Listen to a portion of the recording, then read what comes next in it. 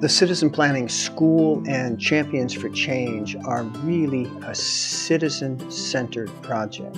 It's built on the premise that we need to work together in order to create a great region, and that collaboration happens across many different actors.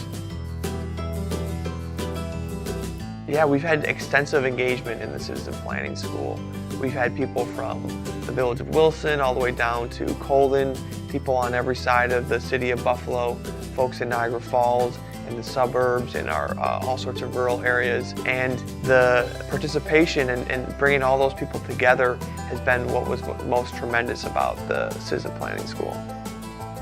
I am from the village of Wilson. I was born and raised in Buffalo, New York. I am a lifelong resident of Lancaster. I'm from the Bronx, New York. I'm from the city of Niagara Falls. I live in Buffalo, New York. Lackawanna, New York. South Buffalo, West Seneca proper. I reside in Williamsville, New York. You know, every time I take something to the community in a planning exercise of one kind or another, I wind up impressed and proud by what I learn from the community. My project centers around the African American Heritage Corridor. My project is called the Neighborhood Fund, and it exists to sort of microfund small-scale projects that wouldn't get funding traditionally. To renovate and retrofit the Niagara Community Center into a net zero building. Developed a War of 1812 heritage garden.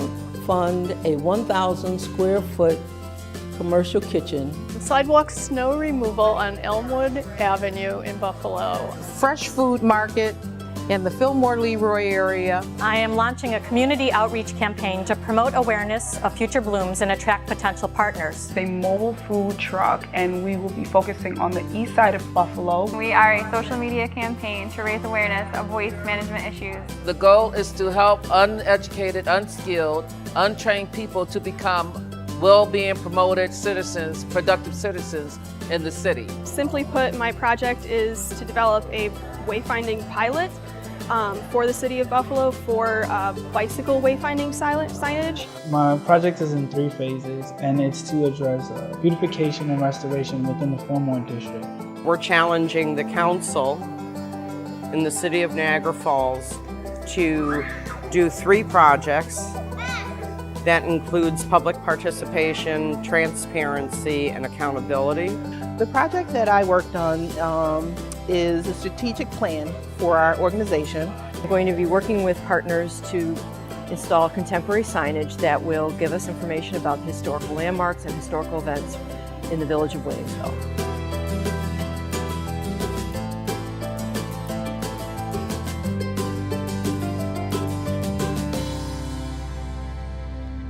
The gold is in the conversation, in the quality of interaction that happens between kind of really careful thinking from experts and professionals, and really careful thinking from citizens, and clarity about the local circumstance and local context and local values.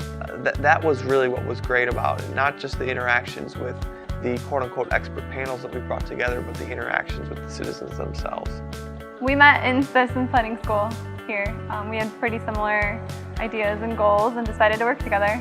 We can see that there are others of us out there with good ideas. The best thing that I got from the Citizen Planning School was the networking opportunities, and that was just amazing. I love that everybody's very positive and willing to help, and I love that we're also, amongst all of us champions, developing relationships.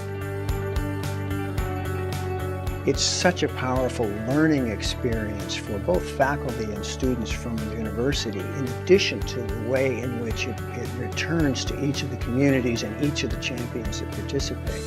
That we've decided to open it up and repeat the process as a part of the normal coursework at the University of Buffalo. Every year we'll do this, we'll bring more champions into the mix, we'll develop more ideas to action projects. We'll see this start to grow a body of work that is consistent with the sustainable premises of One Region Forward. I got so much out of the Citizen Planning School. The technical assistance was phenomenal. The staff was great. I got connections. The idea of having the technical assistance and all the help that we've had from the UB planning and everything like that has been incredible. And I think that that's really vital for someone who has the passion and the zeal to do something, but doesn't know how to necessarily go about addressing it. The Champions for Change program has been really important to me in terms of actually pushing my idea forward. I got an opportunity to develop my idea, take it from the idea to conceptualization and implementation stages. You know, the word is overused. Empowerment sounds almost patronizing because the citizenship is the power. They have the capacity to move whole neighborhoods in very positive and healthy directions.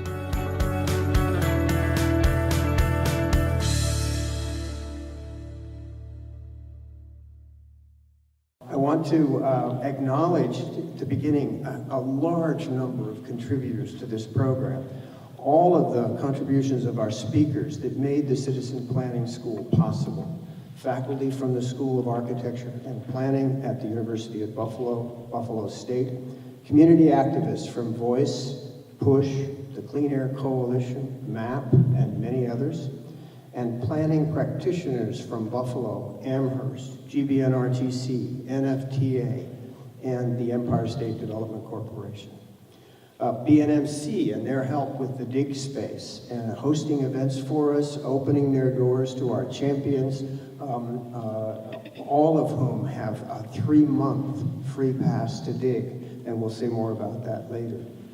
I also want to acknowledge the over 100 citizens who have participated on these Saturday mornings and online to become citizen planners.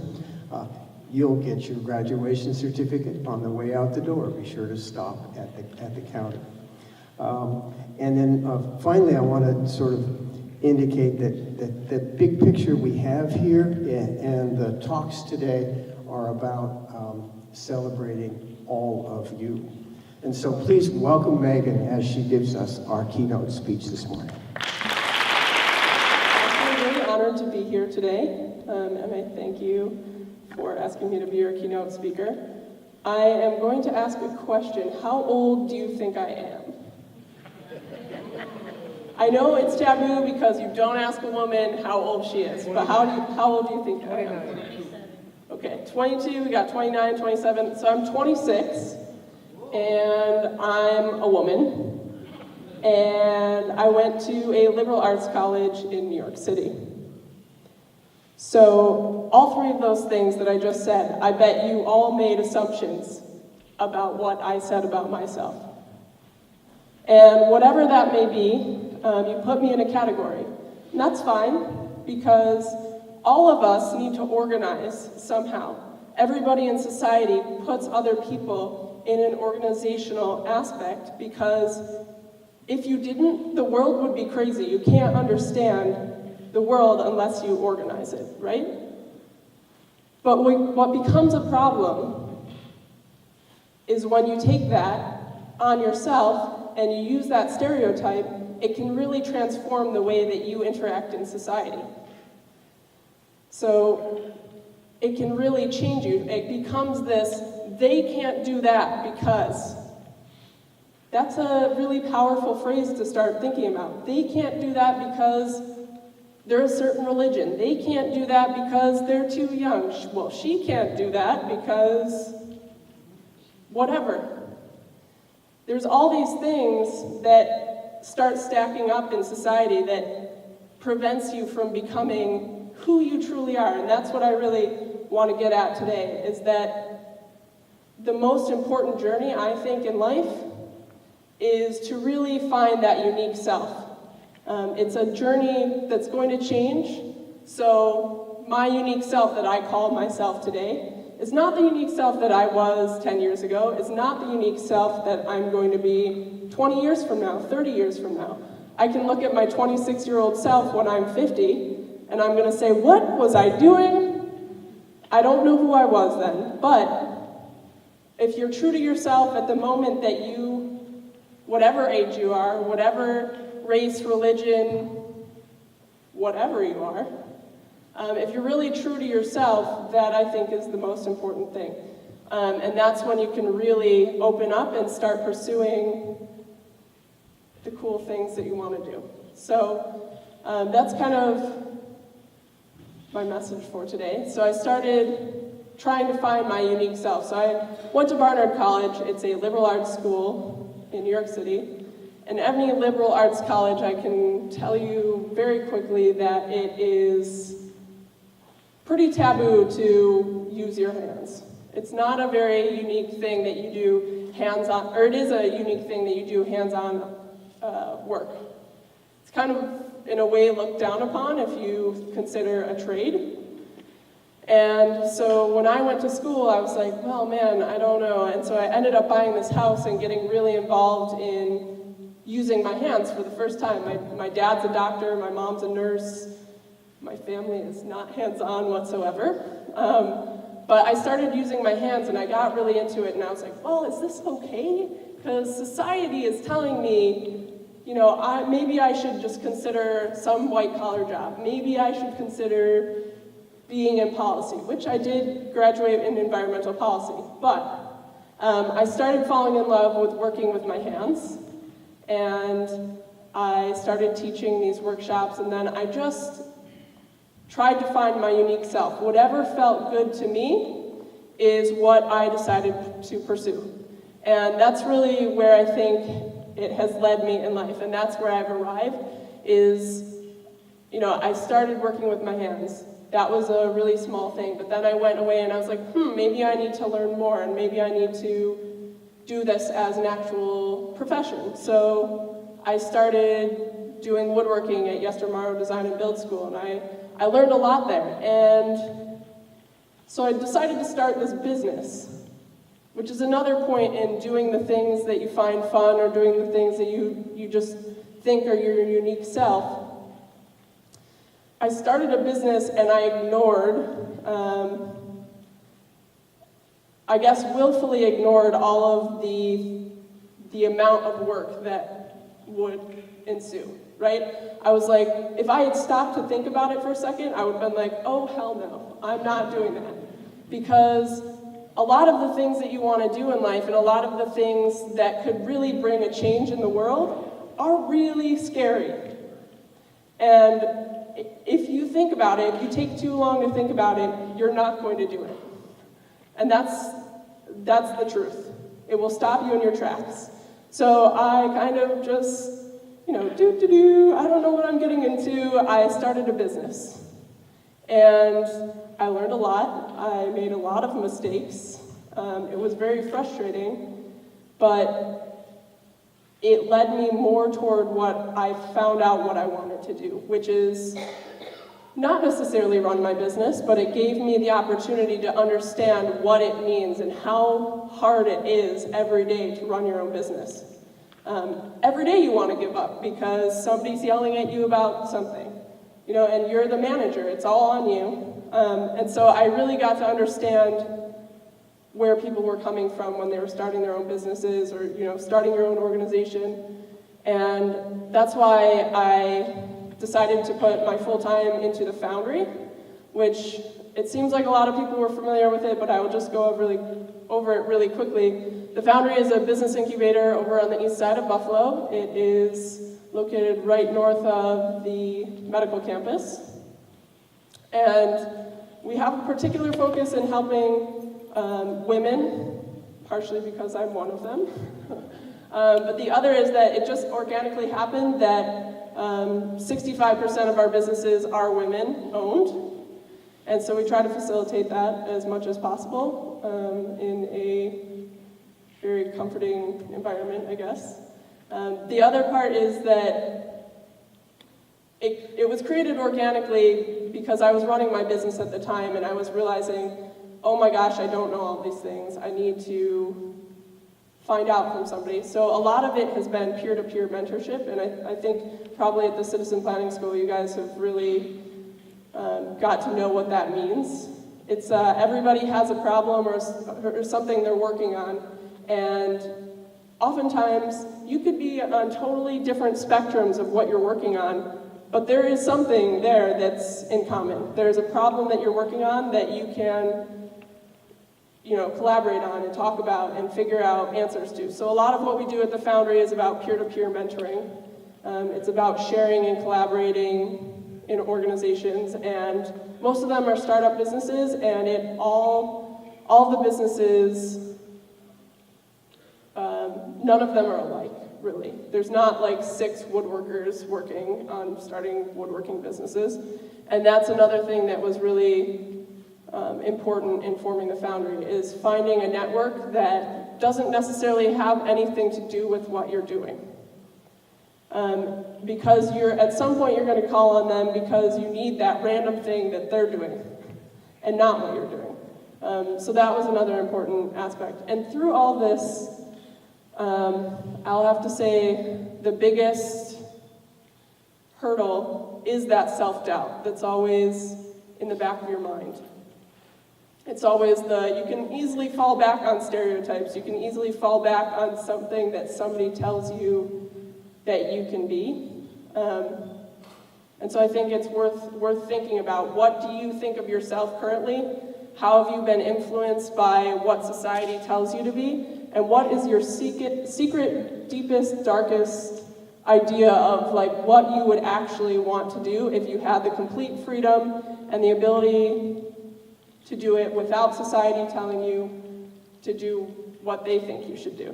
So I think you should think on that for a second. And I'll leave you with this thought. I actually was at a seminar on nonviolence. It was the International Day of Nonviolence this past week. And, it was talking about whether MLK and Gandhi were relevant in today's society. But what I found, and I'd never heard this quote before from Gandhi because there's so many overquoted things from Gandhi, but the one that I found was most significant is the quote that almost anything you do seems insignificant. Like, the one thing that you choose to do might seem insignificant in the grander scheme of things, but imagine if you didn't do it. And that's what makes it really significant. So it might seem insignificant, the thing that you're thinking is your deepest, darkest secret of what you want to do, but it really becomes significant in the greater picture of, I guess, Buffalo, if we're talking about Buffalo. So I'm really excited to listen to all of the other projects that are going on. I hope that we can collaborate, and we're actually, just for a quick plug, we're having a community planning meeting on this Wednesday, and if you're a part of an organization or you're part of a group that you just want to get involved, this is an easy way to get involved. We're trying to look for ways of partnering with people, and I think that it's very powerful to partner with other organizations in Buffalo because we are such a collaborative network of people. So I encourage you to come on Wednesday. Thank you. My partner, Linda Schneekloff, where are you, Linda? We developed a club not too long ago that clearly most of the people in this room wouldn't want to belong to, and we call it Victims Anonymous. It's a really very simple club to belong to. You pay us a lot of money, and we'll sit with you once a week, and you tell us all the reasons you're a victim. My general sense is we do really well with that, and you get the therapy benefits, and so on the way out the door, any of you want to play, you should feel free to do so. But clearly, this is not an audience of victims to anyone. This is an audience that takes charge and gets it done. So what we have coming up now is an opportunity to sort of think for a moment about and I'm going to choose my words carefully, the over 4,000 hours of work that went in to delivering the Citizen Planning School. The background materials, the research, the volunteer time from our guest speakers through the course of the school, the hundreds of folks who participated either in person or online. That group had another filter to move through, and they represent the champions for change. These are not members of Victims Anonymous. These are folks you are going to enjoy a lot. What we're going to do now is give you a kind of 2-minute person-to-person video opportunity here, where the material on the posters will come to life as we introduce you to our Champions for Change. Following that, we'll have a panel discussion with the champions and with our guests tonight, this morning, who I will introduce you to after we are introduced to the champions. Before we do that, I want to do one more thing. Will all the participants from the Regional Institute please stand up? Everyone who is here, and staff and support who made this all possible.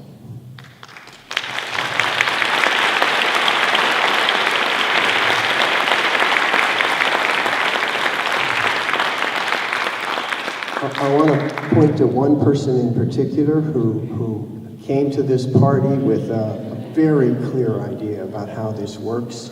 And she's been the one who would take an idea larger than the state of New York and turn it into something that's actionable. And that would be Christine Delgado.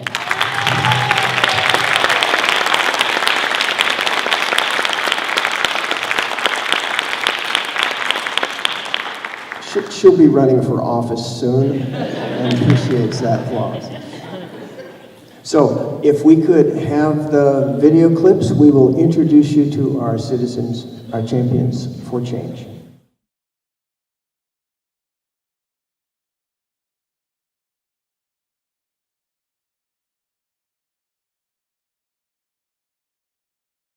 I'm from the city of Niagara Falls. I've been a resident for approximately 10 years. I represent the Memorial Park neighborhood. We have developed a plan. It's a TAP 390, where we're challenging the council in the city of Niagara Falls to do 3 projects. That includes public participation, transparency, and accountability.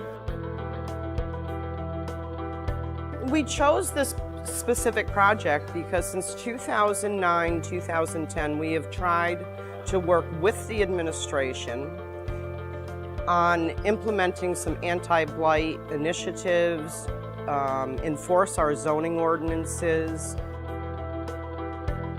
I personally would love to see Champions for Change come specifically to Niagara Falls. I think that's really important because a lot of people don't have belief in themselves and they don't understand what planning can do. We believe in what the comprehensive plan spells out for our neighborhood. My name is Paul Perez. I'm from the Bronx, New York, but I came here in 2007 to complete my undergrad at Buffalo State College, and I've been here ever since.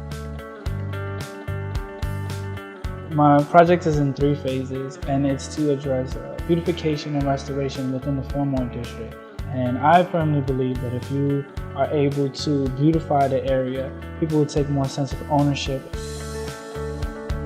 I chose this specific project because I saw it as something so small to build a garden, but so effective because it will provide us hope for the future, for future projects to come. My project increases the sustainability in the Buffalo-Niagara region by addressing stormwater rain damage into the Great Lakes region, specifically into Erie. And it also addresses the beautification in the Fillmore area. The Citizen Planning School gave me a lot of knowledge. The Champion for Change gave me more knowledge and also more one-on-one interaction. And I think that that's really vital for someone who has the passion and the zeal to do something, but doesn't know how to necessarily go about addressing it.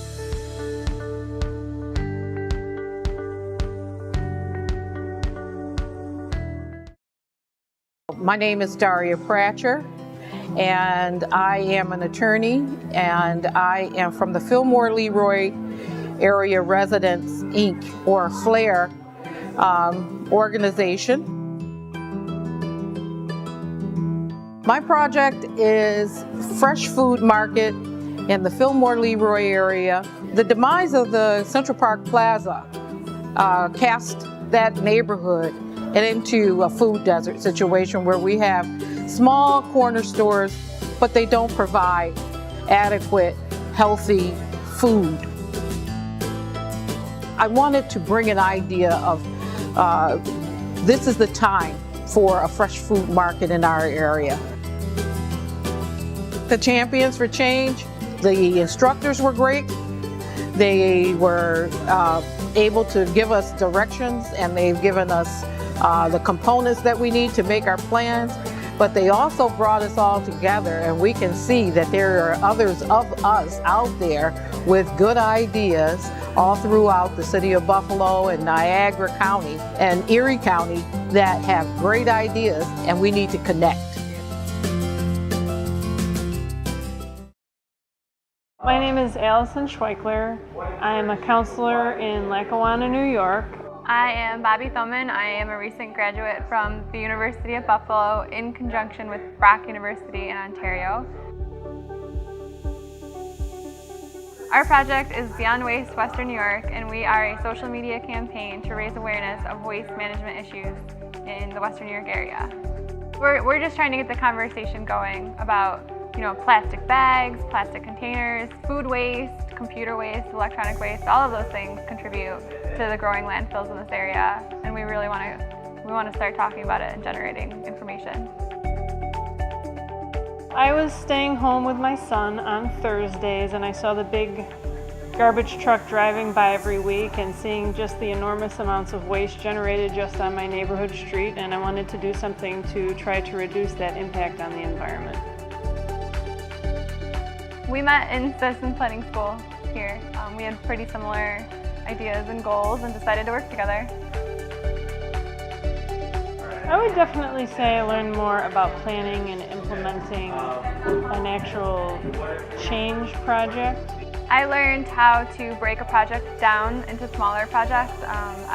You come up with an idea and you want to be here, but we learned how to break them down into incremental steps so that they're realistic.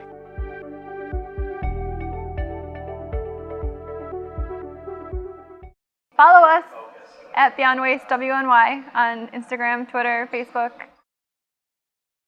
My name is Amy Bouye, and I'm from Buffalo, New York. I'm part of the Arts Collaborative called Sugar City that focuses on bringing low-cost, accessible, all-ages and alcohol-free art and cultural events to the city of Buffalo. My project is called the Neighborhood Fund, and it exists as sort of micro-fund, small-scale projects that wouldn't get funding traditionally from normal funding sources. The point is to sort of demystify grant funding, because I feel like the applications are really complicated. And sometimes you just have a little project that you want and you only need $500 for.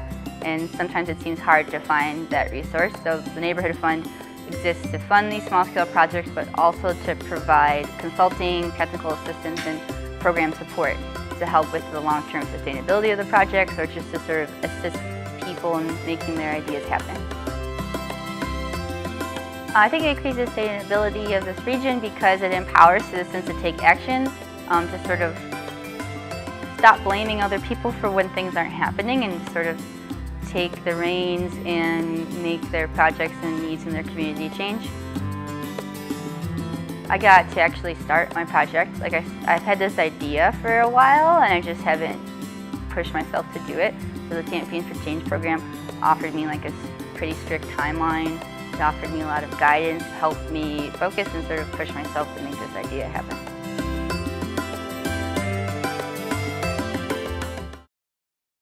My name is Geraldine Griffin. I live in Buffalo, New York, born and raised. I live in a university district. I am the chairperson for 1415 Community Organization. Our organization is focused on developing social skills within our youth. The project that I worked on is a strategic plan for our organization. Well, it helps us as a not-for-profit become sustainable so that we can continue the positive work that we're trying to do in our community. What I saw in our neighborhood to even start what we're trying to do, and that is develop social skills. The youth in our community needed to learn how to develop positive skills, to learn how to deal with conflict. A lot of times you will see where they had a positive event and it turned out being negative, where someone ended up getting hurt. We want to be able to show them skills where they can learn how to deal with those conflicts in a nonviolent way. The word champion and change. I'm always looking to try and make a positive change in our community, and those two words resonated well with me, and I wanted to become a champion for change to move our process, our organization forward to help our community.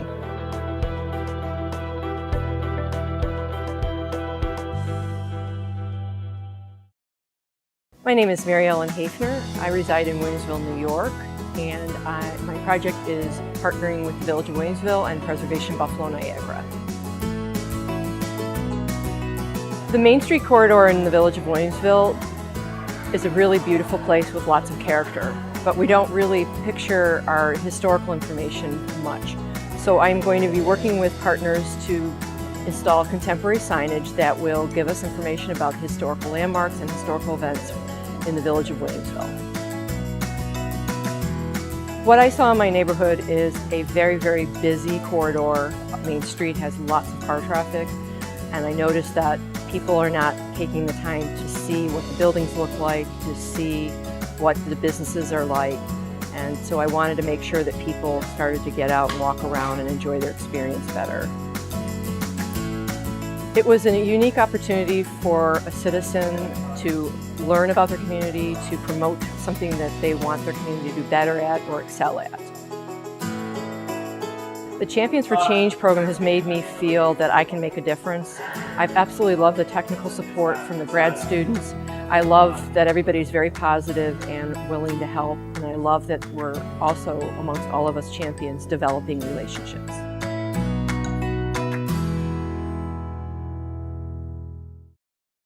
My name is Shirley Hamilton. I'm from Niagara Falls, New York, and I am president of the NAACP Niagara Falls branch.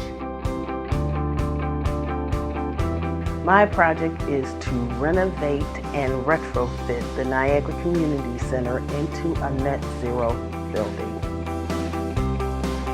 It can serve as a prototype for other nonprofits and for government entities, which would save them on utility costs and save taxpayer dollars. My project is not only just a project to revamp the Niagara Community Center, it is a job training initiative. The students will be working to renovate this building and retrofit this building, learning how to do this through new technologies. We're working with partnerships such as Mark Schroeder for the GED program and Alex Damajan, who is with the UB Power Center for Utility Explorations, and this is just going to be phenomenal. I decided to apply for Champions for Change because of the fact that I wanted to change our community. I didn't know how. I wanted to make sure that we had a place. And I thought this was the best way to teach me how to go about doing these things.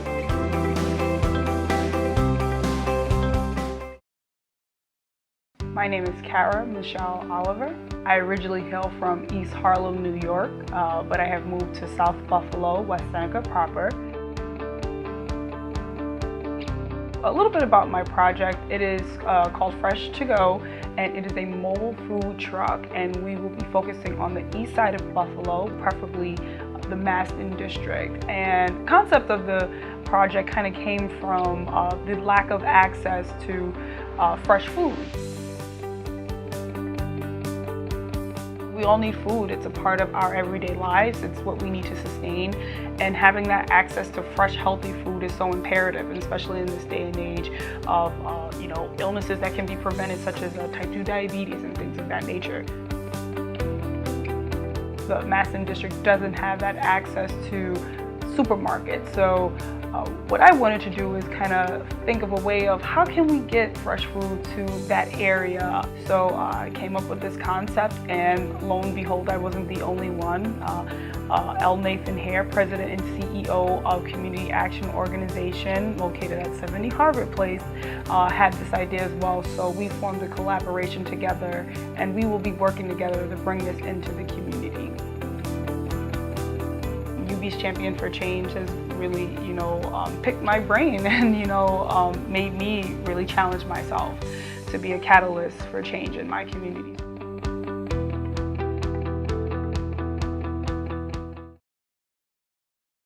My name is Gail Wells. I was born and raised in Harlem, New York. I came to Buffalo to go to the University of Buffalo as a student. I am currently employed at the SUNY Buffalo State as a community specialist, and I see myself as a community activist and an entrepreneur. My project centers around the African American Heritage Corridor, which is located on Michigan Street here in the city of Buffalo on the east side. I began to see firsthand the disconnect between residents and the urban planning process. Many of the residents aren't involved in the planning and the implementation for the design of that corridor, and so I wanted to create an organization called the Friends of the Michigan Street African American Heritage Corridor to help provide input into the design and the implementation of the corridor. Wow, that Champions for Change. I got an opportunity to develop my idea, take it from the idea to conceptualization and implementation stages.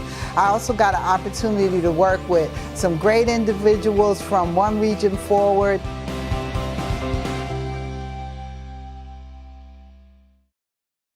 I'm Lynn Magdahl. I'm with the Elmwood Village Association as a member and volunteer, and I'm also a member of the Buffalo Bicycle Pedestrian Advisory Board.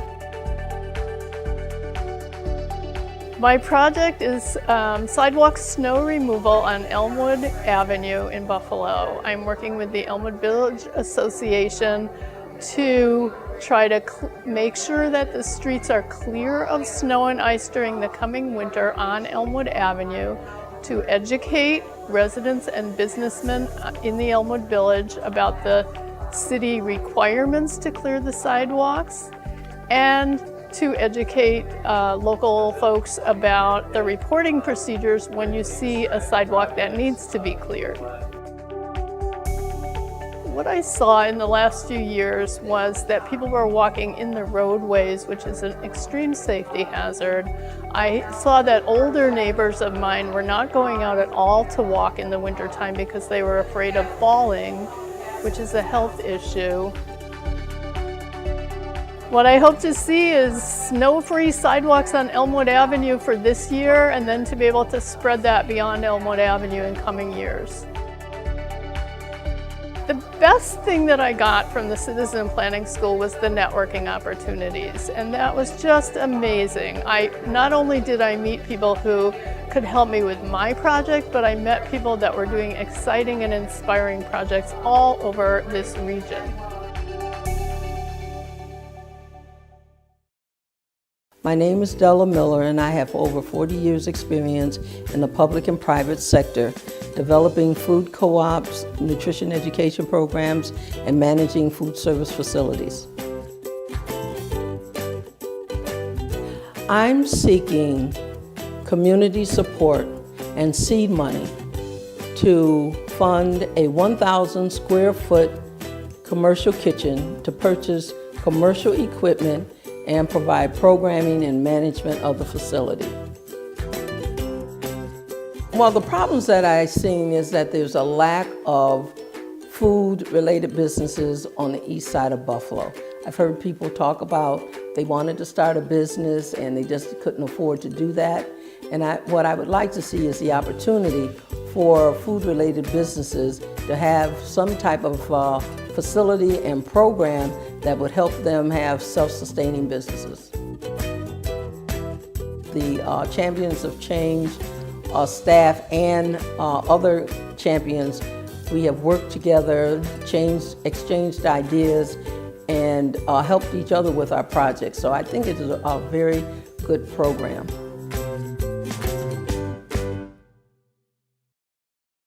Hi, I'm Kathleen Murphy. I am a lifelong resident of Lancaster, New York, and I am proud to represent the Junior League of Buffalo.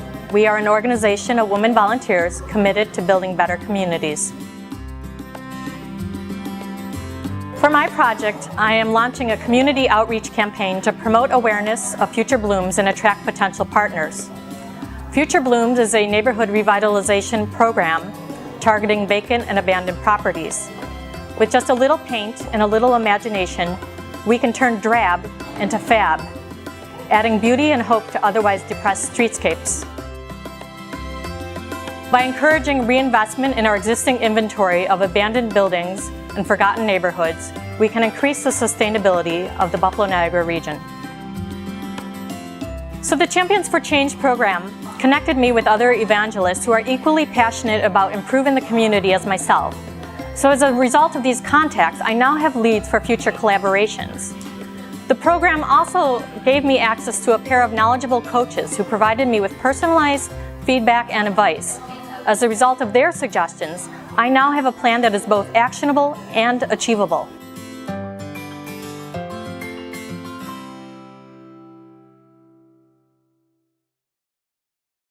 I'm Beverly Newkirk.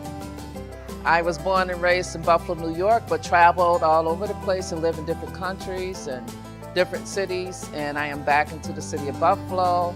I am 62 years old, and my whole concern is my community. I have a heart for the community.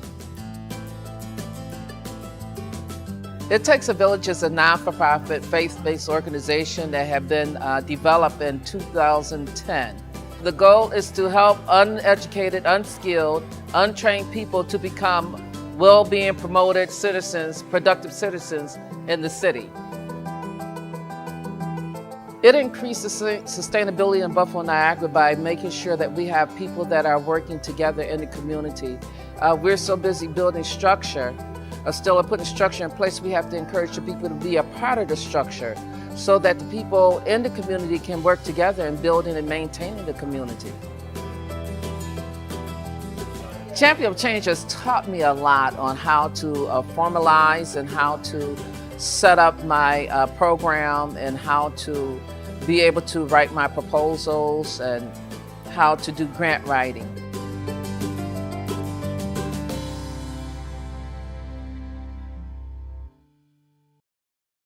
My name is Jill Roaring. I am from the village of Wilson in Niagara County. My project is to develop a War of 1812 heritage garden in Kruger Park in Wilson. It will commemorate an event in 1813 when the burning of the entire area was being done, and the town's founder, 15-year-old son, gathered up the cattle that the community had, and he herded them into a safe area so that the community survived. We're using a park that's already there, and we're making the park better. We're making the park a better place for healthy, comfortable living. The Champions for Change program has definitely given me some confidence in getting this project done. The idea of having the technical assistance and all the help that we've had from the UB planning and everything like that has been incredible.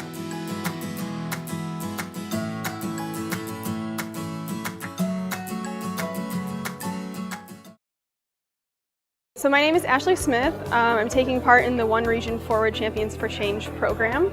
I grew up in a small rural town about an hour and a half southeast of Buffalo. I moved to Buffalo to attend UB about 6 years ago, and I've since made the Elmwood Village my home, and I now work for the Elmwood Village Association. Simply put, my project is to develop a wayfinding pilot for the city of Buffalo for bicycle wayfinding signage. I am a car-free individual in the city, and so I'm very interested in making the city accessible by bicycle in any way possible. I've developed a couple of partnerships. I'm working closely with Go Bike Buffalo and the City of Buffalo, and I sit now on the Bicycle Pedestrian Advisory Board for the Common Council. What I hope to see as a result of this project is a community that is aware of cyclists more so than it was before, and a community that is aware of cycling as an option more so than they were before. I learned a lot in the One Region Forward Citizen Planning School about some of the basic building blocks of planning regionally and I guess beyond, and to understand different angles that you can come at problems in your community and all of the resources that are available to you.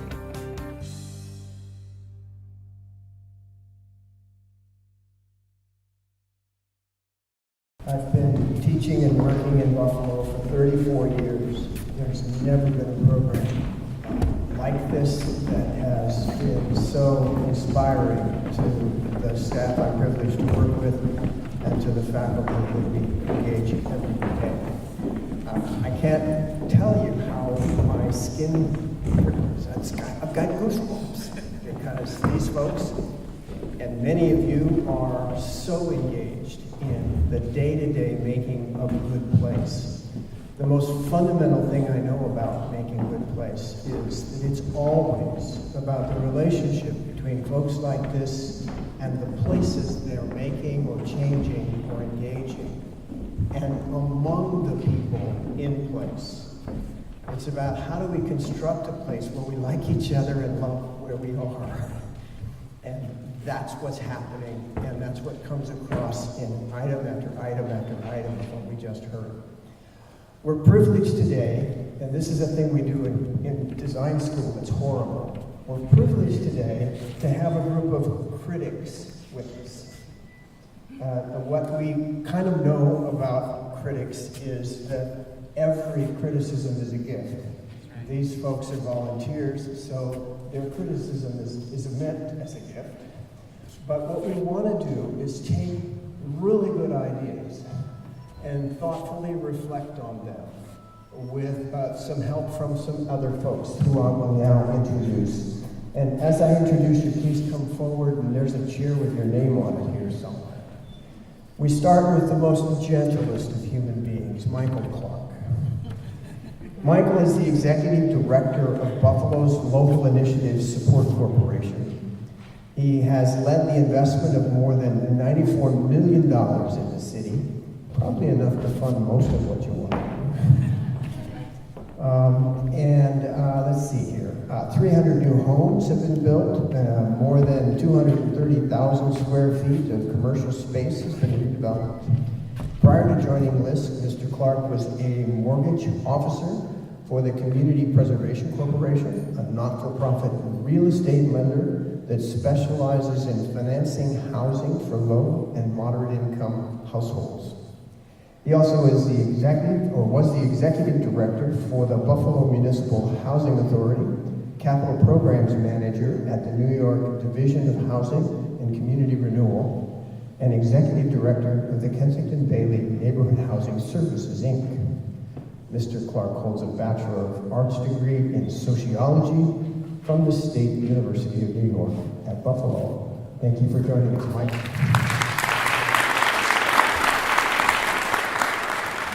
We're also privileged to have with us Franchelle Hart, who is the Executive Director for Open Buffalo. This is a newly formed civic initiative aimed to create a more equal, just, and democratic city. A native of Western New York, Ms. Hart has spent her academic and professional career in pursuit of social, economic, and political justice for all. She is the former Western New York Communications Coordinator for 1199 SEIU, United Healthcare Workers, East, where she directed the union's public relations, political campaign, and community outreach efforts. Thank you, Franchelle.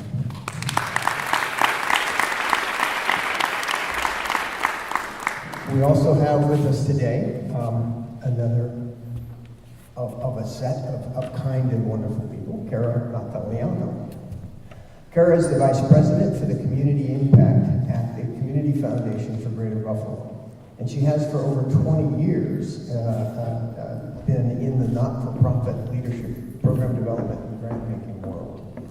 She's created and facilitated collaborations such as Buffalo's Green and Healthy Homes Initiative, the Coalition for a Lead-Free Community, and the Western New York Environmental Alliance. She's also led many efforts to attract national support for Buffalo causes, multiplying the foundation's investments many times over. In addition, she has served on the steering committee for the National Healthy Homes Funders Forum.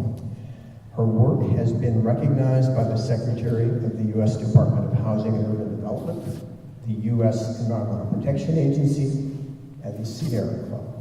Welcome, Karen.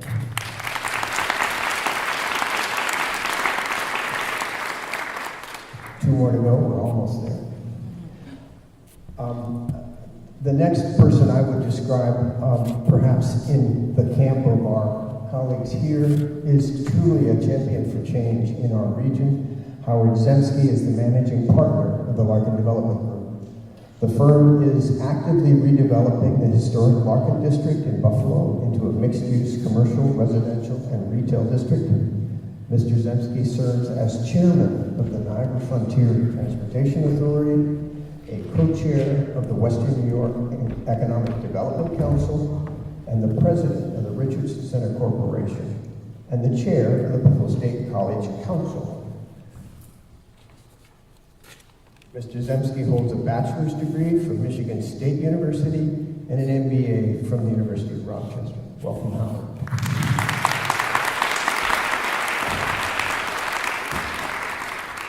I introduced Megan earlier. Megan, would you please join us as well, and welcome.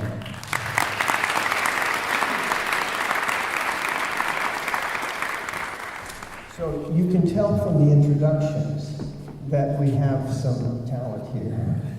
You can also, I think, as an audience, appreciate the alignment between the skill sets that they represent and the challenges that these folks have taken on. So I'm going to try this, and I should let you guys off the hook. We've not asked them to prepare, other than we gave them the video clips early on. I'm not sure that they actually sat through them all. So this is meant to be somewhat informal, but I'm going to start by asking each one of them a kind of question that's tied to some of the work. So one of the things I'm going to do is call off your first name, and you'll raise your hand so they can see you as I frame the question. And I'm going to start, let's see, Megan, I think I'll start with you. And this is in reference to the work that Geraldine and Shirley and Beverly have done. Geraldine, you'll recall, is the 1415 Community Organization. Geraldine, where are you? There you go. Okay. And Shirley working on the net zero renovation for the Niagara Falls Community Center. Sure. And Beverly, It Takes a Village, the organization, taking that organization to the next level. Beverly. There you go. Thank you. And Paul Perez at the Eastside Rain Garden Project. So these guys have got this project going. Many of our champions of change came in the program wanting to do big somethings. You know, these are giant projects, and the idea was to try and get it into a scalable, actionable piece of work in a fairly short time period. They had to form their partnerships. They had to do all of that stuff. So as I think about you and the Foundry and the partners you had to construct and how that came together, what kind of advice would you give these folks on their work? That's a really good question. Like I said when I was describing earlier, the Foundry kind of formed very organically. So there was no big vision initially. What it started with was whatever the need was. And the need was, we were all renting space, we all were small businesses, we all needed to start somewhere. And so we formed our partnerships based on aligning needs, I guess. And finding those people that have similar issues and things that are going on. Maybe it's not necessarily in your community, but you know, within the region, if they have similar issues that they're dealing with or similar needs within their community, I think that's the most important people that you can partner with, because they have potentially the same vision, but also have experience in many other things. And I think at the Foundry, that's what I've found has been so useful, is that everybody's kind of on the same page, but they all come from completely different worlds. So something that they have tried in the past, and maybe something that I was considering trying, they go, oh, no, don't do it that way because you'll get a headache. So I think that it's really good to partner with the people who have similar needs, but have also very different experiences from you, so that they can give you the advice of not having to do 25 hours of extra work. So. Thank you. Do any of the four of you have a question for Megan? I do. Yeah, he's got a mic here. There we go. Coming right behind you. Hi, Megan. In your presentation, you stated that you purchased the property from the city of Buffalo to actually have a home base. What was that process like for you? So like when I started a business, I didn't actually ever think about what I was doing. I had this idea mostly because I was part of Buffalo Reuse when it was over Northampton, and that's actually where the Foundry is now. And I just helped start a lot of the community gardens that were with them, and I volunteered a lot, and what I had conversations with many people was that there's this existing housing stock that just sits there and is deteriorating, but they could possibly be better, except that nobody knows how to fix them. Or, they don't know how to fix them themselves, because you don't have, if you're lucky, you have the money to hire somebody, but a lot of us don't. So a lot of it is about learning how to fix it yourself. And so the idea came from, well, why don't we just buy this experimental house? And so I purchased this house sort of out of let's make it this experimental house where everyone can throw punches and put holes in the wall and whatever, we don't care, because it's just a house that's supposed to be broken a little bit.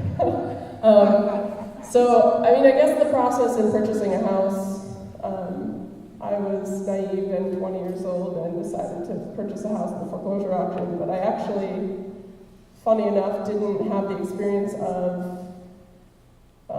bidding on it. I convinced my mother I was in New York City at the time. I called her on the phone and I said, you need to bid on this project for me. And she was like, what are you talking about? So I put it to my mom. She has a lot of faith in me, more than I've probably given her to have. It was an interesting process just to learn, even initially, how to register for those auctions and stuff. And they actually, I believe, are having a foreclosure auction coming up. There's a talk on how to purchase homes in the foreclosure auction, and it's surprisingly easy. The only downfall that I have found in the whole process is that you don't really get access to any of these buildings, which can be really problematic, because when you look at my house from the outside when we first bought it, it was perfect, it looked great. And then you go on the inside and you're like, oh, okay, all this structure is collapsing and I have to do all this work, and then it suddenly becomes like a $40,000 deal, and that's not what you're prepared for. So I would say that just in that process of purchasing homes in the city of Buffalo, it's just kind of a crapshoot. You got to be a little careful about. I'm sorry, I'm a planner. Just go by it. We got it. So this is a good segue, actually. So how in the world did you ever do that? Well, I didn't think about it a lot, and we just did it, and then we accrued kind of organically through the process. There are some of you, however, who imagine that you might actually try to anticipate what you were going to bump into before you hit them and actually plan through it at some level. I'm not sure I would privilege one approach over the other, only to go into the approach you take on purpose, right? So at Kara, some of our champions stated that they would actually benefit from assistance with strategic planning.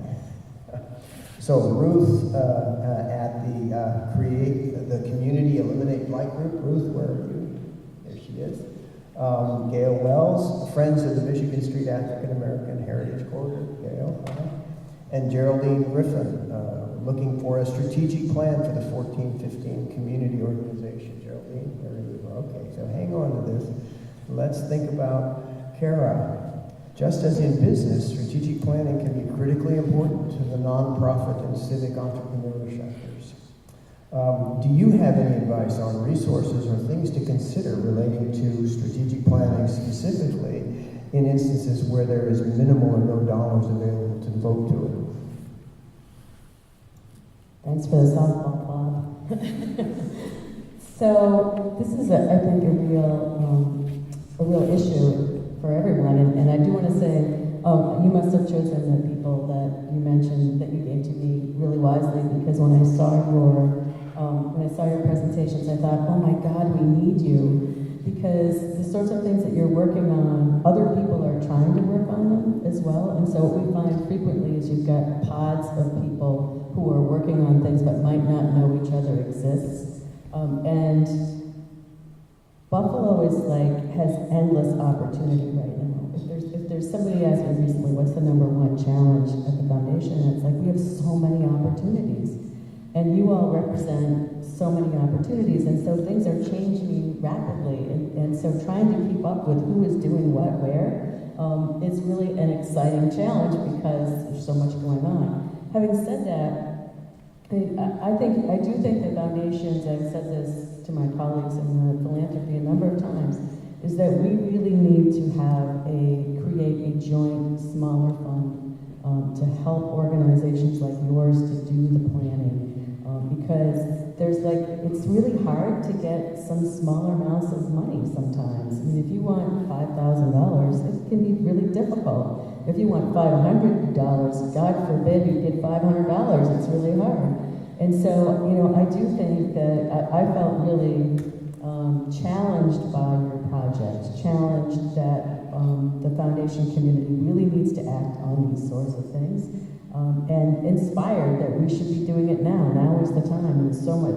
Buffalo has such amazing momentum from the economic development plans that Power represents, from all the work that's going on in neighborhoods, from Say Yes guaranteeing, college tuition. There's so many wonderful things happening that the neighborhoods need as much attention as everything else, and we should be acting on it. Thank you, Kara. So from Ruth or Gail or Geraldine, is there a question for Kara?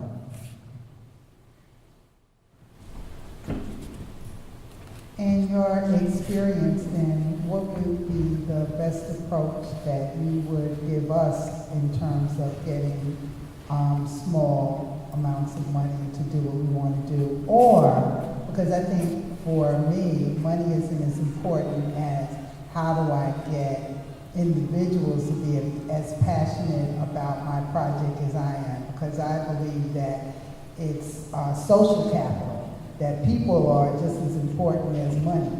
And in my project, I feel like people are more important than money, because cultural projects are hard to sustain with just public funds. So that's one of the reasons why I'm trying to develop a grassroots organization to support it, to be docents and help with gardening projects. So any advice you could give on that would be helpful. Thank you. Call me. I will. Call me. And I do say that, and I say that, I'm not joking, and that is that we've done a lot of work, the Community Foundation has done a lot of work in the African American Heritage Corridor. We plan to do additional work. And when I opened my comments, I said I thought we need you, and we do need you, because the work that the Community Foundation does is really important at that funding level, but we need that social connection too. It really is about social capital in this community, and highlighting the cultural diversity and all the assets we have, and that is something that you really can't put a price tag on, and we really need to be working on that very hard, and so seriously, call me. Thank you, Kara. Call me. It doesn't get better than that. Some of our champions are working on projects that would benefit from partnership constructions, and I'm going to lean on you still again, Cara, to help us with this one. Cara, for those of you that don't know, had this notion that maybe the environmental organizations across the region could actually talk to each other, and maybe they could even frame a kind of shared agenda across them. And so she, through the Community Foundation, helped to initiate something called the Western New York Environmental Alliance. This is a group that met through several congresses, large constituencies. We found 174 groups with environment in their name. And the foundation, reasonably enough, said, you're all coming at us at once. Is there a way that we can see where there's a shared agenda and how to structure the partnership? It goes to the issue of the social capital that I think you were referring to. So these groups, and here I've got another set, so the net zero work that Shirley's doing, Bobby and the work that, and Allison and the work on the Western New York waste has to be near and dear to your heart on the environmental agenda. And Paul Perez on the East Side Rain Garden Project, and Ashley Smith on the bike ped and wayfinding. All are, in effect, I think, ripe for partnering. What counsel can you give them there?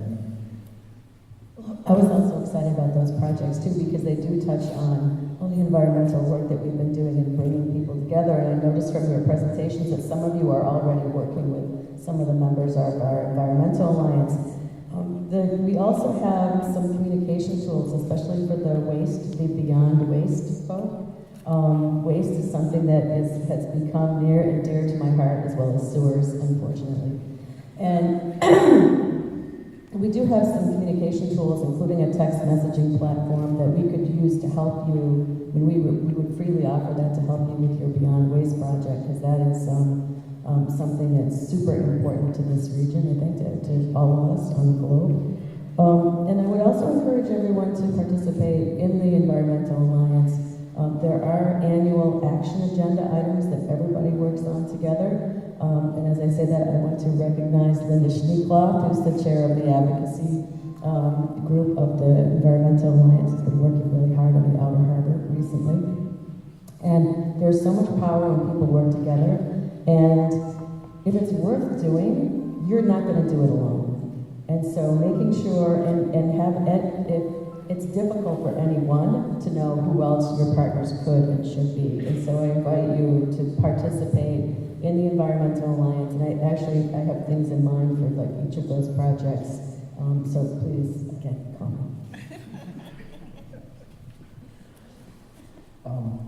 This is terrific. I'm also hearing from a number of groups that there's an interest in sort of forming some form of not-for-profit organization that underpins your work.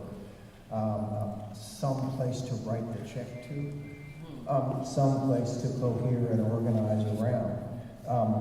Some of the champions looking to those things kind of need to know, whoa, what's my process? I think about Beverly, your work, and It Takes a Village, sort of taking that organization to the next level. Delia, the small food business incubation for the East Side. Ami, the neighborhood micro-grant program. Geraldine, a strategic plan for the 1415 community organization. Gail Wells, with regard to the Friends of Michigan Street African American Heritage Corps. All of you have a kind of not-for-profit in your future, perhaps. A champion for the consolidation and reduction of not-for-profits in our region has been Michael Clark. He's looking for efficiencies, similar to the way Cara was looking for efficiencies across the Environmental Alliance.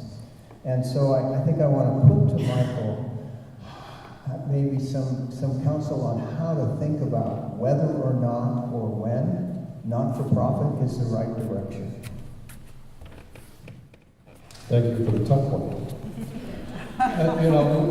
We're a not-for-profit organization, and 501c3, and that is our function, to support 501c3 corporations and their missions. When you decide to approach the formation of a not-for-profit corporation, you're entering a pretty well-established environment in Buffalo, and you have to be aware of the limits that are out there that would affect you in terms of your ability to advise people of what your ideas are, your mission, and the support you have in your community. So it's not something that you want to do. It's pretty easy to form a nonprofit. It's a whole lot harder to get it funded and running and efficient and sell your mission to funders. So we're always careful about that.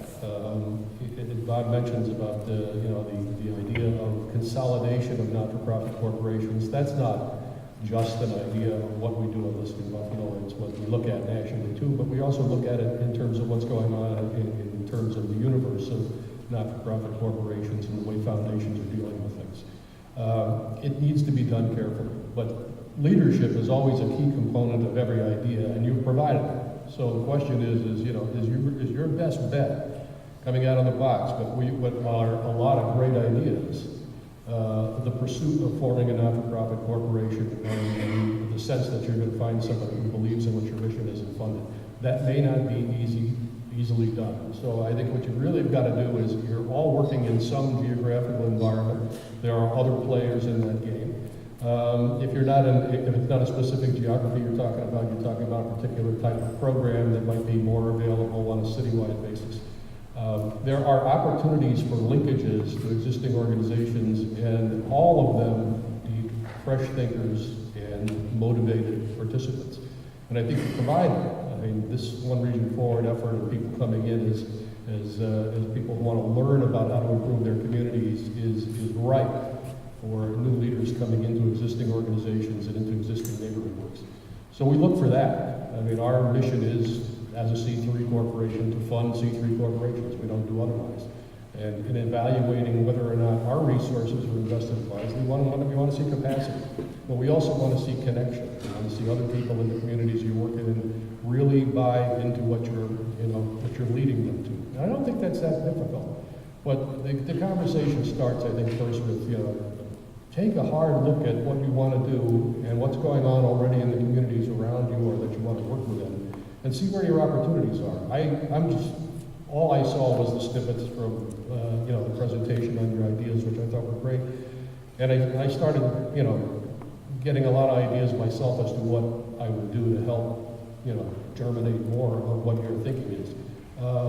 You got to be patient. When I see the thought processes that you're going through now and where you want to take it, I recognize the fact that from the experiences we've had, it's you got to be patient leaders, and I think when you're doing that, you will either begin to convince others that what you want to do fits in with what they're doing already and enhances both what you want to see and what they're doing. And it also makes it a little easier when you have those kind of connections to really begin to think that you have an opportunity, you meet the funders, you get a sense of what they're looking for. I think that there's going to be over the next 10 years some unprecedented opportunities for additional philanthropic resources coming in. There are already some foundations that are having significant growth in their assets because the founder of it might have passed away and the estate is now going to be enriched largely by those contributions and those wills. You read about today in terms of Ralph Wilson deciding he wants to have his foundation be more active in Buffalo. You're not the only one. You will see more of it. The other thing that I think is pretty encouraging in terms of where things can head in the future is that since we started here, early on, we didn't see local foundations who were all that connected and understanding of what's going on at the community level, what's going on in low and moderate income neighborhoods, and taking a real interest in that. More recently, especially the last 5 or 6 years, you see a lot more of it, and you see, and the kind of collaboration I'm talking to you about is not something that's far into foundations. There's a lot more of that going on with them. And so I throw that out there as something you want to think about. You need to have those sort of, take your leadership to the people in the community where you want to start your project, get them engaged with it. I mean, a leader typically is anybody who's got a following. So, you probably have followers. I don't think that any one of you are up here, and this is just a one-off idea of yours. You probably have people who are, already with you on this. You might be involved in existing organizations. You want to grow the effort. Those are all good starts. And, there's theories going around in the funding world today, and we have to adhere. We're out there ourselves looking for money. And we're one corporation headquartered in New York in 31 cities and a big rural footprint. We understand what it's like. If we had to do what we're doing here and raise our money locally, we wouldn't be here. But the fact that we have a network and we have support and collaboration, it helps us, sustain our efforts and able to bring in resources that we otherwise wouldn't have in Buffalo. It's the same thing you see in the neighborhood level, the same thing you see in small projects. That's caution, patience, build your constituency, show your leadership, and I think with your mission, what you want to do, I think your project is more important to you than the vehicle in which it's done. And I think that when you look at that, you're going to have more success moving the ball forward. So you can see it's all actually very easy. Hi, Mike. My name is Jenna Sweet City. I'm basically a poster child of running the program successfully without no funding because of the collaborations that I have met with and the people that are working with the program. It Takes a Village has been in existence since 2010. And we have been very successful in putting people through that program. So now that we have a foundation, now we want forward to move forward to a different level. We have all the bases in place. So how do we move forward? Which one is your project? It Takes a Village Action Organization. Okay. I think what your specific desire is what? Tell me again what the Takes a Village, what was your specific program idea?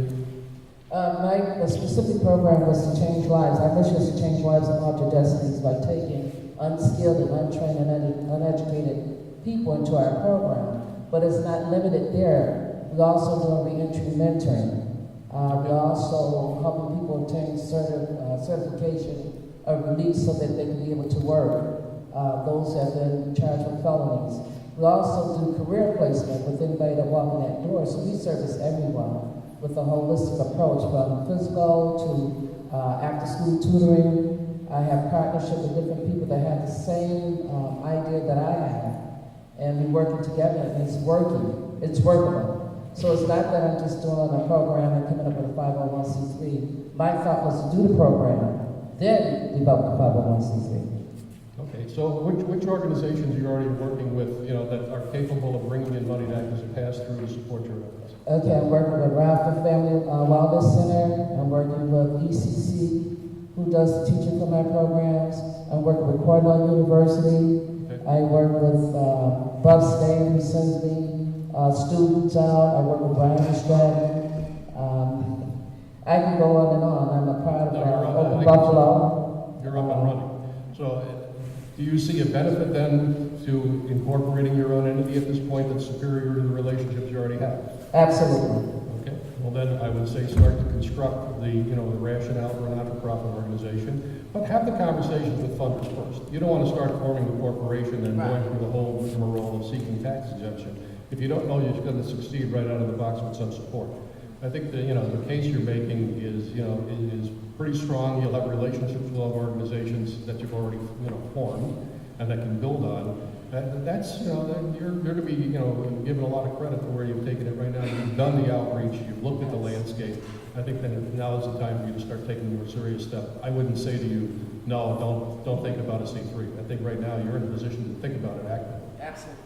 Yeah. Wow, I'm impressed. Thank you, Michael. You're going to need to take this or I'll get feedback. Thank you. Colleagues, Michael is also someone you might want to talk to when we network about creative financing. I think that has many different meanings. You're looking for the one that doesn't take you to jail. Absolutely. So, Howard, I think I want to turn to you at this point. Many of our champions are involved in what you would consider to be a kind of civic entrepreneurship. They're really inventing and I think being quite innovative and creative. Your approach as a successful businessman, when you did the Larkin building, I've heard you cite it from time to time. The normal practice in the development world is you get half your project leased up and then you can go ahead and get the financing and build the rest of it. Howard went into a very large building, not unlike what you do, and said, I don't have a tenant in sight. And he just did it. And then the patient money, over time, it filled up, and the rest, as they say, is history at Larkin. So Howard, perhaps the sort of overall piece, and maybe here I want to look to Delia, to Cara, and to Ami. Raise your hands again for me. These folks are all engaged. Delia with the sort of small food business incubation, Cara with regard to Fresh to Go, Eastside Global Markets, and Ami is working on the Neighborhood Micro Grant Program. All of them small entrepreneurs. Give them some good advice, Howard. Okay, thank you. Several of you have ideas around food trucks, fresh food, east side, things of that nature. And I think, I know for One Region Forward, the issue of sustainability is an important word. And there's environmental sustainability, and then there's economic sustainability. And I think initiatives are often most sustainable when they're, when it's somebody can take it on as a potential business, for example. So, whether it's a market on the east side or food truck market, being able to try and turn that into a viable, go-forward, sustaining business is important. Oftentimes, I think those types of businesses need collaboration, which I know is a word we're talking about a lot here. They need collaboration with existing infrastructure or existing entities. So somebody talked about a food truck. I know that someone else talked about a commissary, fresh food markets. They all can benefit from partnerships with, I know food trucks that have partnerships with churches that have commissaries, for example, in the church. So some of these businesses in and of themselves are more challenging if they, move unilaterally as independent entities. But I think would all benefit from figuring out where there's a good connection, where you could leverage existing assets and organizations and resources to get started. I also know that Sue McCartney's here from Buffalo State Small Business Development Center, and for people who are interested in small businesses, that is an excellent resource in the community as well to help people get going and connect with potential funders and prioritize all of the necessary steps to create a successful business in all the ways that are necessary. So I want to, recognize Sue and refer people to her and the resources there. Maybe I should stop. Is there a question for Howard?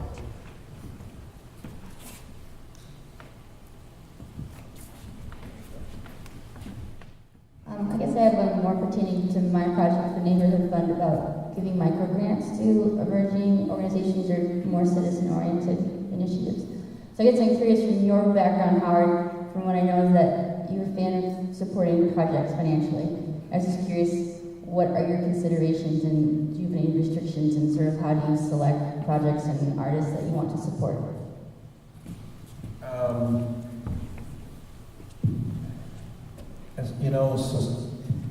Sustainability of the project is important. The mission, are you talking about like philanthropically? Number one, it would have to be in the city.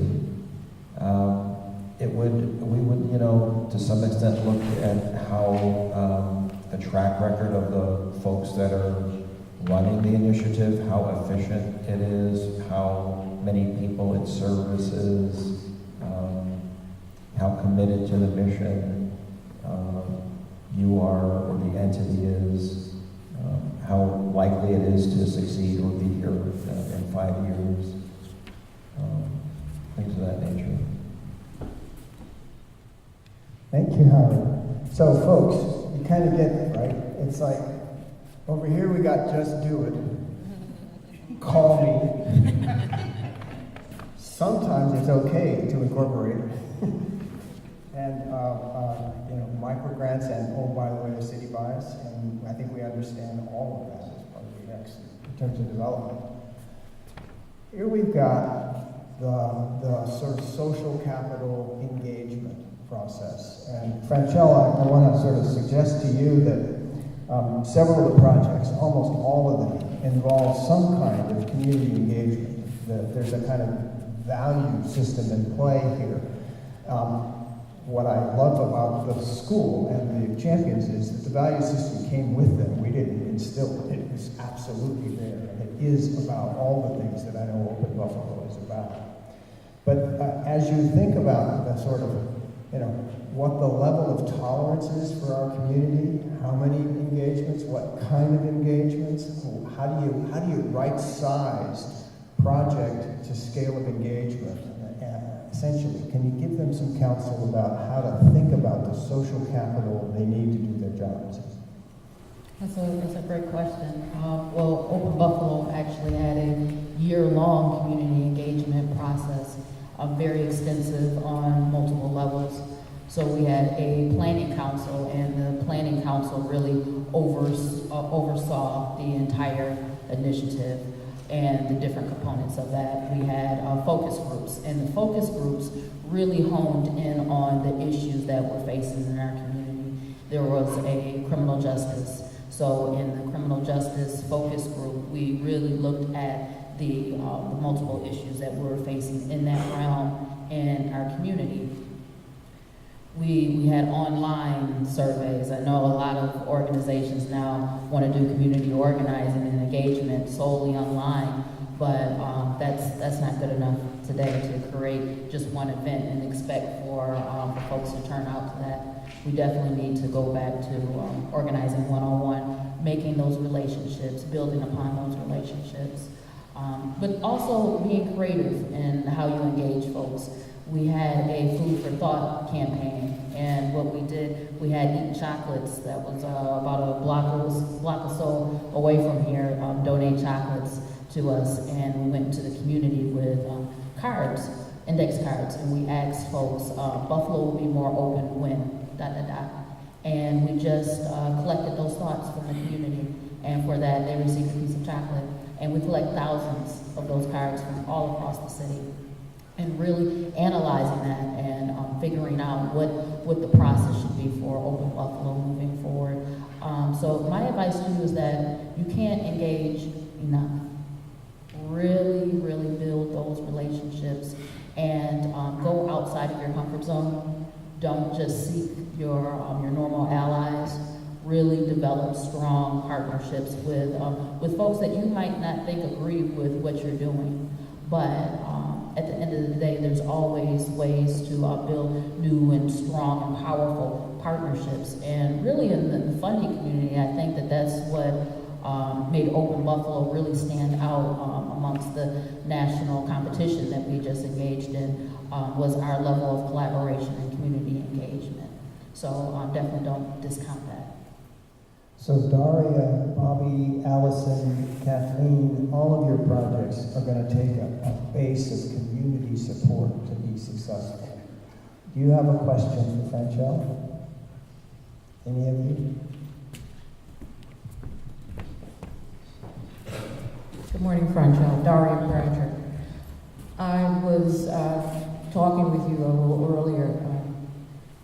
What we are trying to do is engage an entire community around food sources to bring out ideas as to not just the big box food stores are necessary. There may be other means. Is there some material that you or your organization may have for organizing that type of engagement to bring out the thought processes going forward? Two answers for that.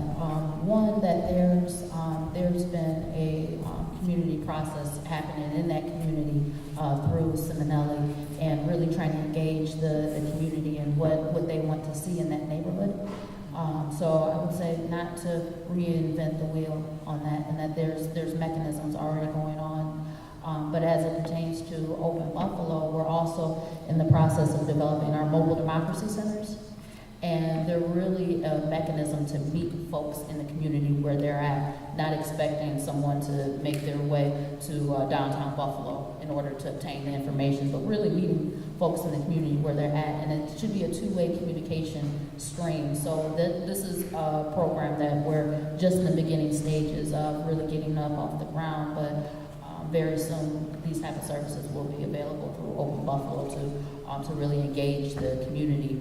And also we have an innovation lab, and it'll be, we've partnered with UP and some other folks to really generate Buffalo-based research. And that's when we're dealing with startup organizations and not-for-profits. That's usually the first thing that we forego is research and data, but that service is also available through Open Buffalo to assist in that effort. Terrific. So the Innovation Lab for sure. Howard mentioned the Small Business Center at Buff State. There's also a Center for Entrepreneurial Leadership at the University of Buffalo, all of whom are designed to kind of help you through a variety of processes. I'm going to ask the panel for about a 1-minute summary of what you've seen and heard today and your reflections on it.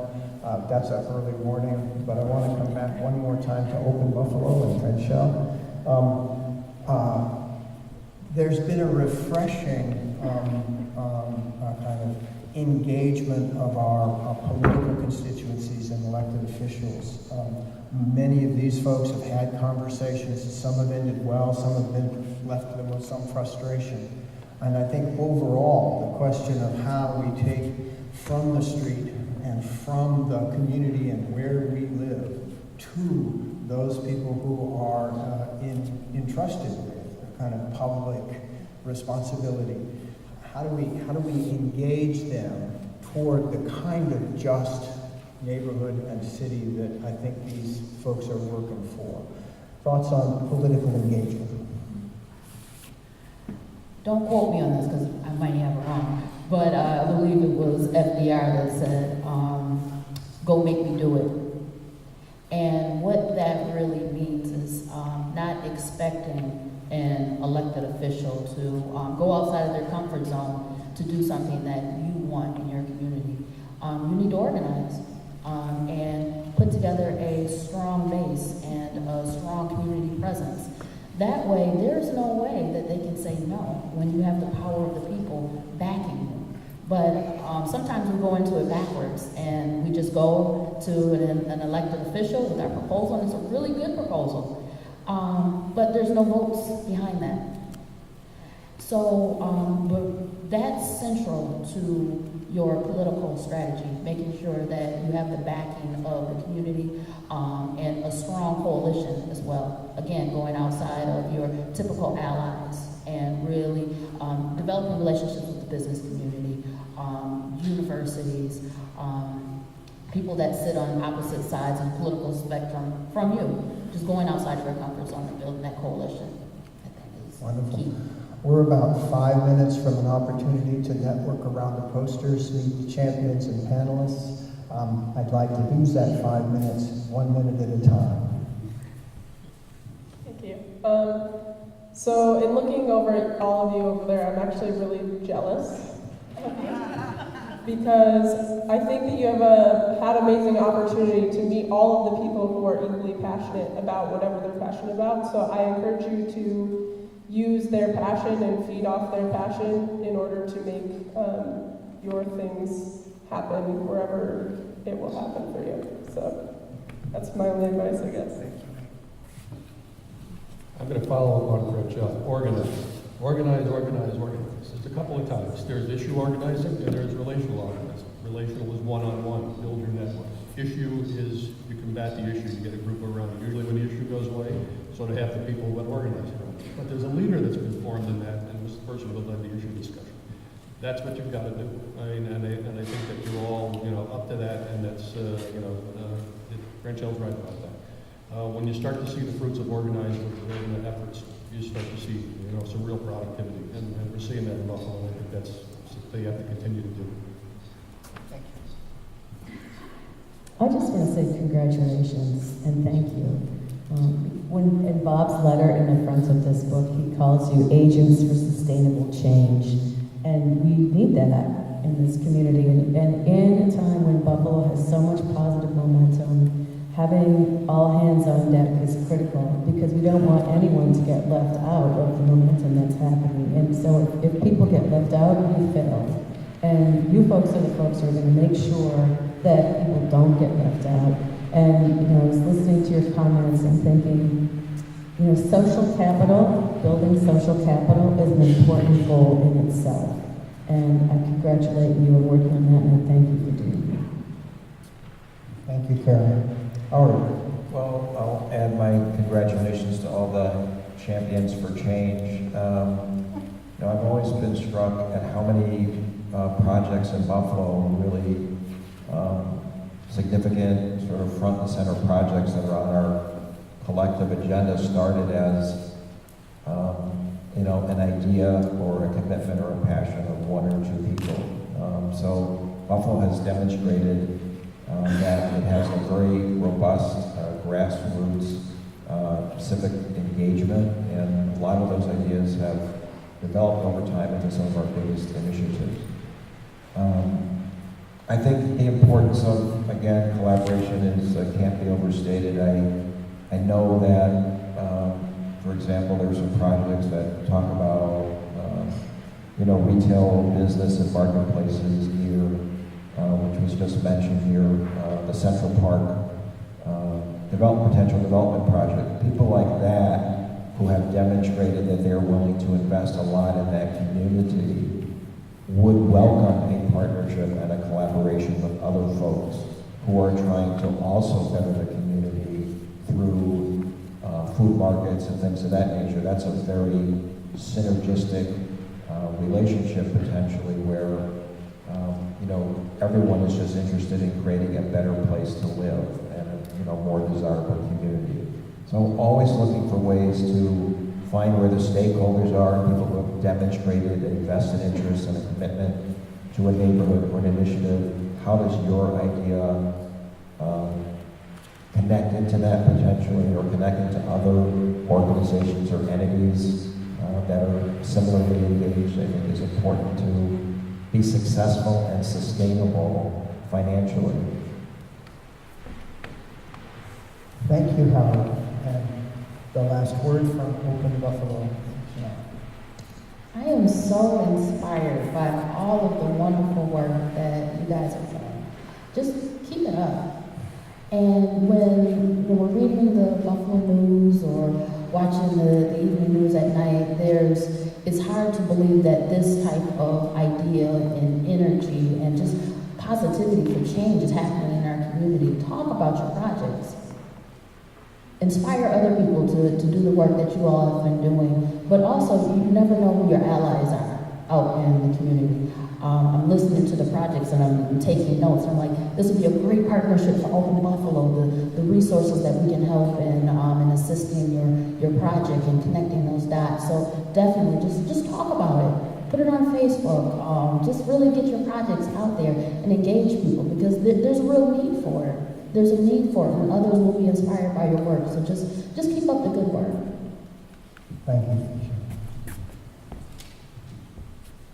So, colleagues, we're coming to the point where we're going to go back to the posters and have some conversation, but I want to just offer a couple of things.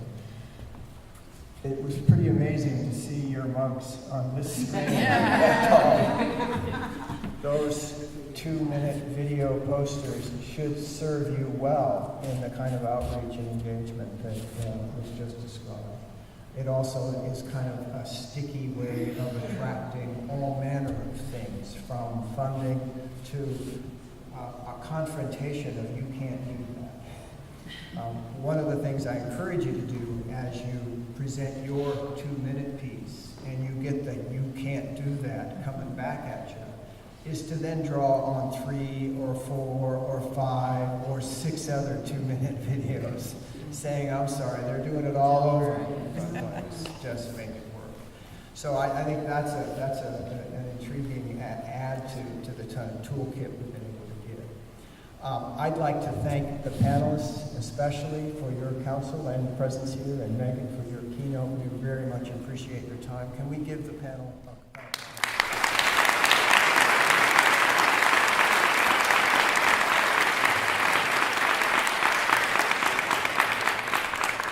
So we are in Act 1 of a multiple act play where the storyline and conclusion is yet to be fully written. It's a little bit like the TV serial. First round felt good, let's do it again, okay? So we will. There will be an opportunity, and in the material you picked up when you came in, to sign up or apply for the Citizens Planning School next year, and there will be another round of champions.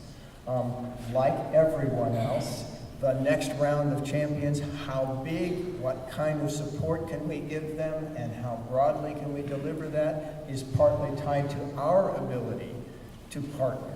So we'll look to the Center for Entrepreneurial Leadership, to Buff State, and to other not-for-profit and development organizations to add to and flesh out our team as part of the routine there.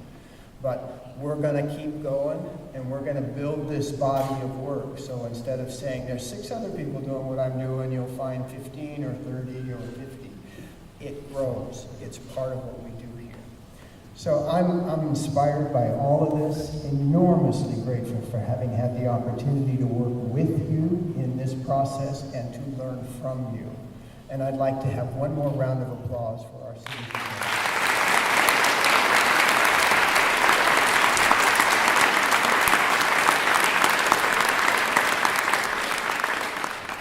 It doesn't get better than keep doing what you're doing. You're on target.